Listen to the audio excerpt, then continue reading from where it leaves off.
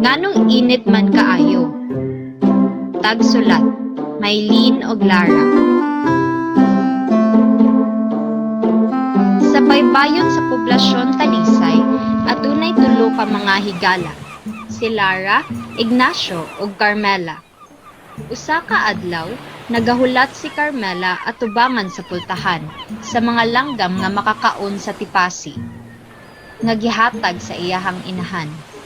Kalit kining misyagit. Ngano init kaayo? Asa mo mga goyon? Nakadungog sila ni Carmela nagsinggit ug giduol siya ni Lara ug Ignacio ug nangutana. Carmela, ngano nagpabilin ka sa gawas diin init? Wala ba gikaon pag-usab sa mga langgam ang mga tipasi? Pangutana ni Lara. Wala sila mitugdon para sa tipasi ato pang miaging simana. Ay, asa man sila? Singgit ni Carmela. Si Manang Linda nga inahan ni Carmela samtang nagapaypay sa may bintana ni Ingon. Ay, Ignacio ug Lara, naman ka mo dira. Maniudto sa kata diri sulod. Ignacio, kumusta ang papangisda sa imong amahan karong buntaga? Walay tagkong isda sa dagat, reklamo ni Ignacio. Tinghuwaw ang panahon. Nagpaabot kami didto sa bugos nga buntag ilawom sa kainit sa adlaw ug nakakuha ra kami og pipila nga gagmay lang. Adunay daghang plastik nga basurang naapil usab. Ingon sa tatay ni Ignacio nga dangha mga korales ug kabhang ang namatay. Mao nga ang mga isda wala usab kuyanan. Ingon ni Lara. Nabalaka si Carmela kung ano kinitanan na hitabo. Wala na yung mga langgam, mga isda, ug mga korales ug kabhang. Init usab kaayo. Kini ang mga epekto sa pag-usab-usab sa klima. Ingon ni Manang Linda.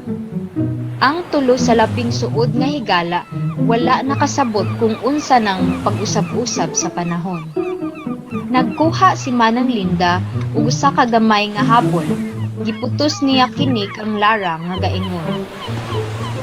Kung magkasakit ka, musamot kag init, ug dili maayo ang imong pamati.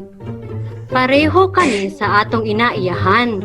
Niinit siyag maayo tungod kay nasakit siya ug walay nag-atiman kaniya. Daghang mga panon sa mga sakyanan ug motorsiklong gipang maneho. Daghang itom ug hugaw nga aso gikan sa mga pabrika ug ang mga polusyon nga nagatuok kung inahan.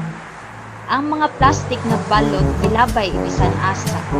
Nagbabag ug nagkadaot sa katubigan sa atong kinaiyahan. Maoy hinungdan sa nagkadaiyang lahat. Daghang mga kahoy ang gipamutol. Mo'y untay makatabang sa pagpabugnaw o pagpasilong ni inahang kainaiyahan. Ang mainit na ng polusyon sa tubig ang nakaguba sa mga korales o kabhang.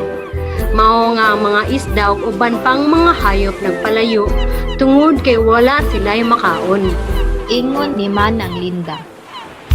Ang pag-usab-usab sa klima sama sa usa ka dako nga problema. Ingon ni Ignacio. Giingon sa akong amahan nga dili siya makatanom og kamote sa among tugkaran tungod kay init kaayo. Walay igo nga ulan.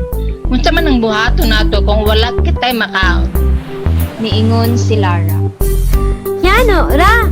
Kinahanglang na atay muhaton aron dili na kini mo init pag maayo. Kunya, pakabalik nag-usab ang mga isda, langgam og tanom. Aduna na kitay makaon. Ingon ni Carmela. Gihinay-hinaya nilag sulbad ang mga problema sa ilang kaugalingon ng mga paagi. Una, sa paglabay sa plastik na balot sa chichirya o mga candies. Kung walay basurahan, ibulsara nila kini hangtod makita silang usa. Ang mga plastik sa shampoo ug ice candy, gilabay usab nila. Mahimong pangutan-on nato si tatay kung mahimong matabangan nato siya pagtanom. Alang daghanan kitang pagkaon ug dili na kini labing init. Niingon si Lara. Mahimo na tong kolektahon ug ipatimbang ang mga botelyang plastik na makita sa baybayon. Tugon ni Ignacio. Ako, gusto na akong kolektahon ang tanang mga lata nga akong makita. Ana si Carmela. Samtang namati, nikatawa si Manang Linda og moingon. Haha. Unsa man, sa matag usa ka puno nga plastic bag nga basura inyong mahipos, anhi ako og bayluon ko na og usa ka ice candy. Kinahanglan ka lang mukaon niini kung nakakaon na ka. Kay man taro nga glabay ang basura. Mahimusab nga imbitahon ang imong uban pang mga higala. Kung adunay problema, kanunay na ay solusyon. Mauna ang gibuhat sa tulo ka mga higala. Nalingaw sila sa pag-atiman sa inahang kinaiyahan. Busa, dili na siya sobrang mainitan. Ikaw, gusto ba sab nimo nga atimanon ang kinaiyahan?